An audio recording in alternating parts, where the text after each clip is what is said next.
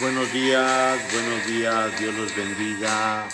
Hoy, inicio de semana, bendiciones a todos, a todas. Que el Señor nos llene con su gracia en este inicio de semana. Hoy estamos celebrando a nuestra Madre María, auxilio de los cristianos, ruega por nosotros, María Auxiliadora. Así pues, el Señor nos habla en este tema de nuestra Madre María, que es la Iglesia. Bendiciones a todos, hoy 24 de mayo. Feliz inicio de semana. Bendiciones a todas las Marías, mi hermana María Guadalupe y todas las Marías que por aquí tenemos. Escuchamos un momento este canto que el Señor nos da.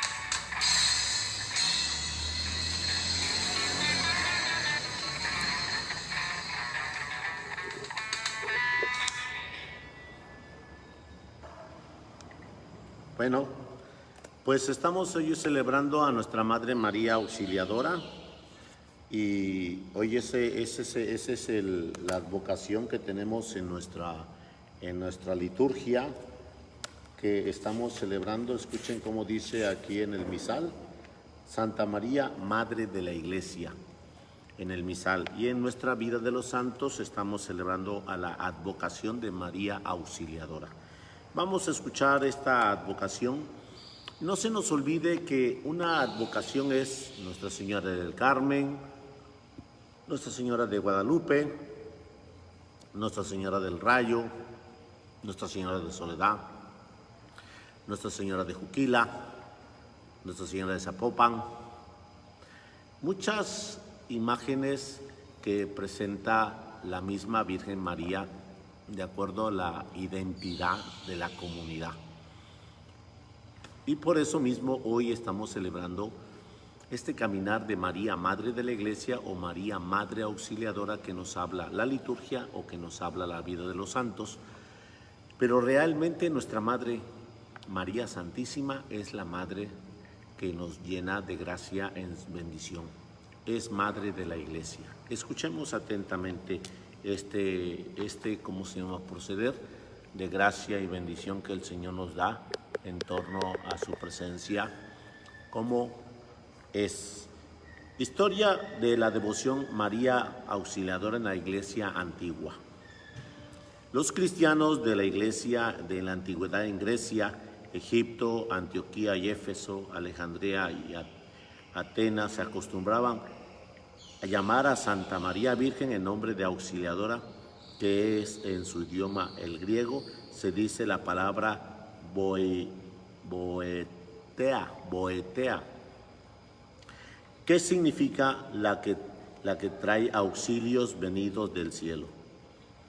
Ya San Juan Crisóstomo, arzobispo de Constantinopla, nació en el año 345, la llamaba auxilio potentísimo.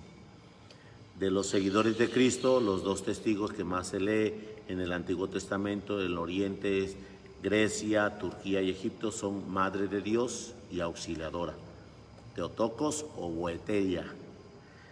En el año 476, el gran orador Proclo decía: la Madre de Dios es nuestra auxiliadora porque nos trae auxilio de lo alto. San Sabas de Cesarea en el año 532 llamó a la Virgen auxiliadora de los que sufren y narra el hecho de un enfermo gravísimo que llevó junto a su imagen a nuestra Madre y recuperó la salud, y en aquella imagen de auxiliadora de los enfermos se volvió sumamente popular entre la gente del siglo. El gran poeta griego romano Melone en el año 518 la llama María auxiliadora de los que rezan, exterminio de los malos espíritus y ayuda de los que son débiles, e insiste en que recemos porque ella es también auxiliadora de los que gobiernan. Y cumplamos lo que dijo Cristo: dad al gobernante lo que es del gobernante. Y lo dijo Jeremías: orad por las naciones donde estáis viviendo, porque su bien será vuestro bien. En la iglesia de las naciones de Asia Menor, la fiesta de María Auxiliadora se celebra el día 1 de octubre, desde antes del año 2000. En Europa, en América, y se celebra el 24 de mayo. San Sofronio, arzobispo de Jerusalén, dijo en el año 560: María es auxiliadora de los que están en la tierra y la alegría de los que ya están en el cielo. San Juan Damasceno, famoso predicador en el año 749, es el primero que propagó esa jaculatoria: María Auxiliadora, ruega por nosotros. Y repite: la Virgen es auxiliadora para conseguir la salvación, auxiliadora para evitar los peligros, auxiliadora a la hora de la muerte. San Germán, arzobispo de Constantinopla en el año 733, dijo en un sermón: oh María, tú eres poderosa, auxiliadora de los pobres, valiente auxiliadora entre los enemigos de la fe, auxiliadora de los ejércitos para que defiendan la patria, auxiliadora de los que de los gobernantes para que nos consigan el bienestar, auxiliadora del pueblo humilde que necesita su ayuda. Y en el siglo IV, los maometanos estaban invadiendo Europa, y en ese tiempo no había tolerancia en unas regiones para con los otros. Y ellos, a donde llegaban, imponían la fuerza de su religión y destruían todo lo que fuera cristiano. Cada año invadían nuevos territorios de los católicos y, llenando de muerte y destrucción todo lo que ocupaban, ya estaban amenazando con invadir a la misma Roma. Fue entonces cuando el sumo pontífice Pío V, gran devoto de la Virgen María, convocó a los primeros católicos para que salieran a defender a sus colegas de religión. Pronto se formó un gran ejército y se fueron en busca de enemigos. Y el 7 de octubre del año 1572 se encontraron los dos ejércitos en un sitio llamado del Golfo de Lepanto. Los maometanos tenían 292 barcos y 88,000 soldados. Los cristianos eran inferiores en número. Antes de empezar la batalla, los soldados cristianos se confesaron, oyeron la misa, comulgaron, rezaron el rosario y entonaron un canto a la Madre de Dios. Terminados estos actos, se lanzaron como un huracán en busca del ejército contrario. Al principio de la batalla eran devorables para los cristianos, pues el viento corría en dirección opuesta a la que ellos llevaban y detenían sus barcos, y eran todo barco de vela, o sea, movidos por el viento. Pero luego de manera admirable, el viento cambió de rumbo. Ok, voy a regresarme un poquito más para atrás. Se pierde la señal, dice mi hermana. Un poquito más para atrás. Es que yo estoy un poco retirado. Me imagino que eso era lo que iba a decir mi hermano Erasmo, que no le contesté porque estoy ocupando el teléfono, porque el otro se me olvidó ahí arriba. A ver si aquí ya no se pierde la señal. Vamos. A ver, ¿dónde vamos?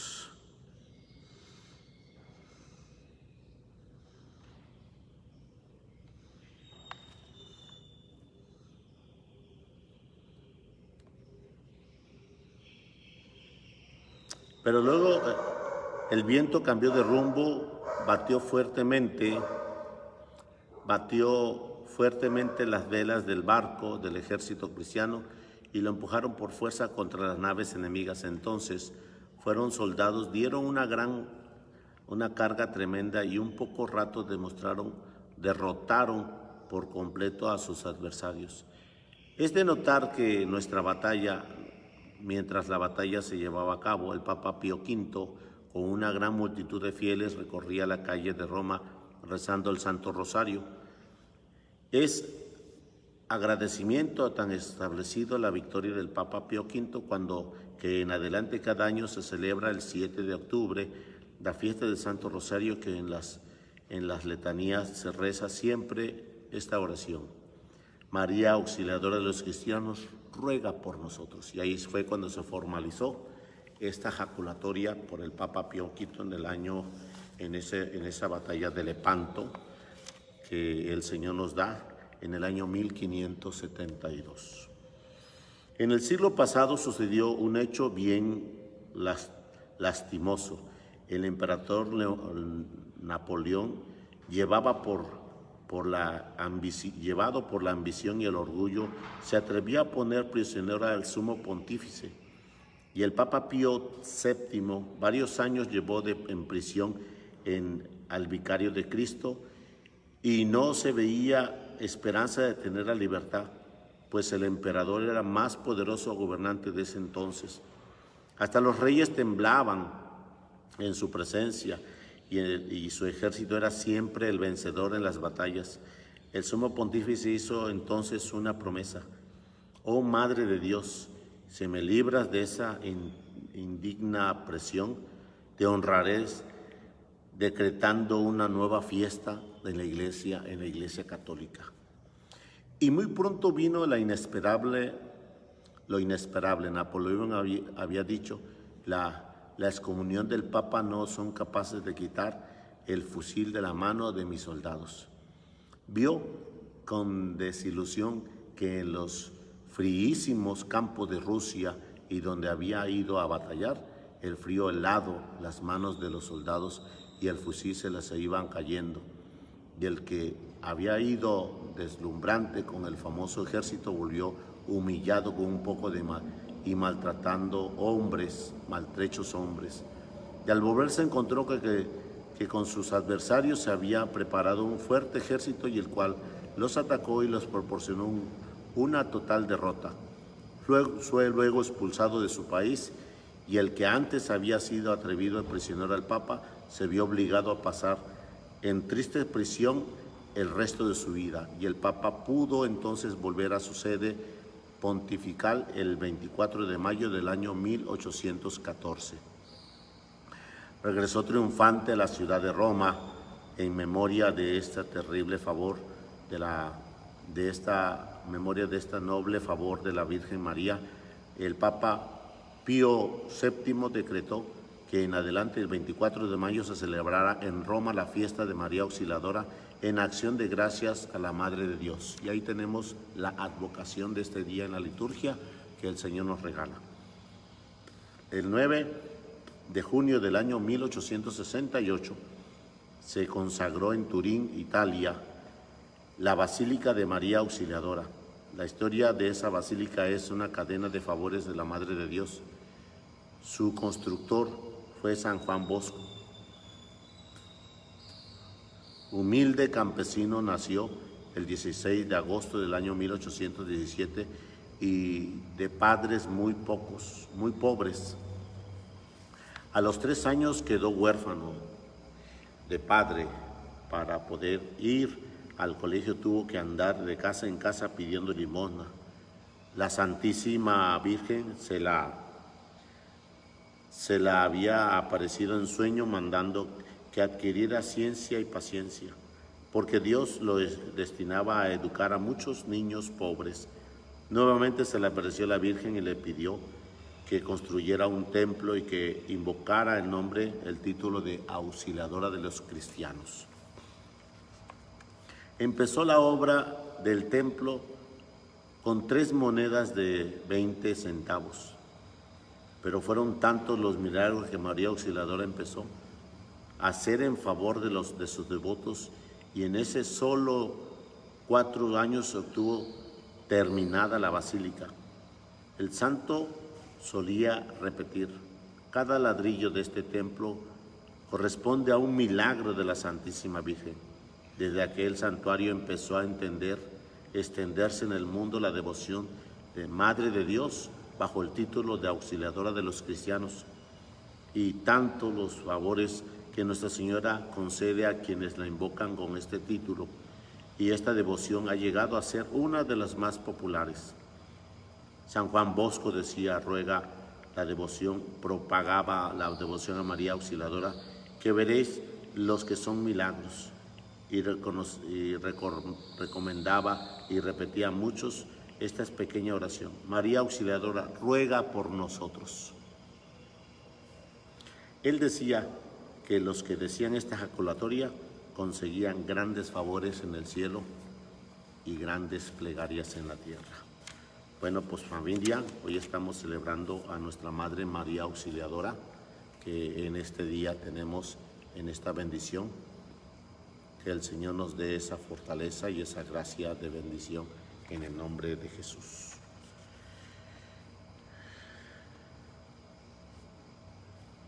Vamos al Evangelio del día, que nos habla también del tema de nuestra Madre María, en torno a el Evangelio de San Juan. Proclamación del Santo Evangelio según San Juan. Gloria a ti, Señor Jesús. En aquel tiempo, junto a la cruz de Jesús estaba la madre, la hermana de su madre, María de Cleofas, María Magdalena, y al ver a su madre junto a ella, al discípulo que tanto quería Jesús, le dijo a su madre: mujer, ahí está tu hijo. Luego le dijo al discípulo: ahí está tu madre. Y desde entonces el discípulo se la llevó a vivir con él. Después de esto, sabiendo Jesús que todo se había llegado a su término, para que se cumpliera la Escritura, dijo: tengo sed. Había allí un jarro lleno de vinagre. Los soldados sujetaron una esponja empapada en vinagre en una caña de hisopo y se la acercaron a la boca. Jesús probó el vinagre y dijo: todo está cumplido. E inclinado la cabeza, entregó el Espíritu. Entonces los discípulos, como era el día de la preparación de la Pascua para que los cuerpos de los ajusticiados no se quedaran en la cruz el sábado, por aquel sábado era un día muy solemne e importante para los judíos, pidieron a Pilato que les quebraran las piernas y los quitaran de la cruz.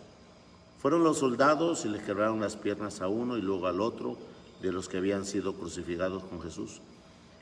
Pero al llegar a él, viendo que ya se había muerto, no le quebraron las piernas, sino que una lanza, un soldado le traspasó el costado con una lanza. Inmediatamente salió sangre y agua. Palabra del Señor. Gloria a ti, Señor Jesús. Bueno, pues hoy tenemos en este contexto la herencia de nuestra Madre María Santísima, de acuerdo al Evangelio, que estando Jesús en el suplicio de la cruz nos deja a Mamá María. Y en ese momento el Señor delega a Juan el Bautista, a Juan el apóstol, la gracia de su madre. Le dice: mujer, ahí tienes a tu hijo. Hace referencia que ella es la madre de la iglesia y es nuestra madre. Hijo, ahí tienes a tu madre. Grandemente esta advocación de nuestra madre la iglesia nos habla el Evangelio propiamente, y el contexto guadalupano confirma que no estoy yo aquí, que soy tu madre, y nos hace mención sobre toda esta naturaleza que nosotros estamos viviendo en su palabra. Por eso tenemos día a día que nosotros invocar a nuestra Madre María Santísima y llenarnos con tu presencia santa y gloriosa. Por eso mismo el Señor, que es grande y es glorioso, nos está invitando a que nosotros nos tengamos esa fuerza, esa bendición constante para poder abrir nuestro corazón y disponernos con su misericordia gloriosa y eterna. Mujer, le dice Jesús, con una referencia de quedarse ella aquí. Ahí tienes a tu hijo, porque él se va, porque él entrega cuentas. Mujer, ahí tienes a tu hijo. Hermoso sentido cuando delega él a ella. Mujer, ahí tienes a tu hijo. Nunca va a ser igual el sentido de ese amor que nuestra Madre Santísima acepta a cada uno de nosotros como el hijo como Jesús. Hermoso es ese sentido, porque ella lo vive, ella lo acepta, pero pues nosotros entendemos que nunca va a ser igual, porque es su hijo único, su primogénito. Primero es el primogénito y después es el unigénito. Y hace mención, primero es el unigénito, uno, y después es el primogénito. ¿Por qué? Porque nos iguala, nos hace que nosotros seamos hijos de nuestra Madre María.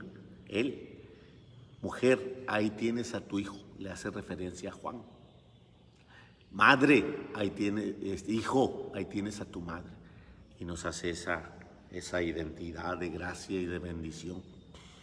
Este contexto del Evangelio nos muestra que nuestra Madre María es la gracia del Evangelio, de la Santa Madre Iglesia. Y ahí nos está invitando a vivir constantemente esa presencia de bendición. Y el Señor nos está haciendo mención. Después del segundo párrafo que escuchamos en el Evangelio, habla del cumplimiento de la palabra.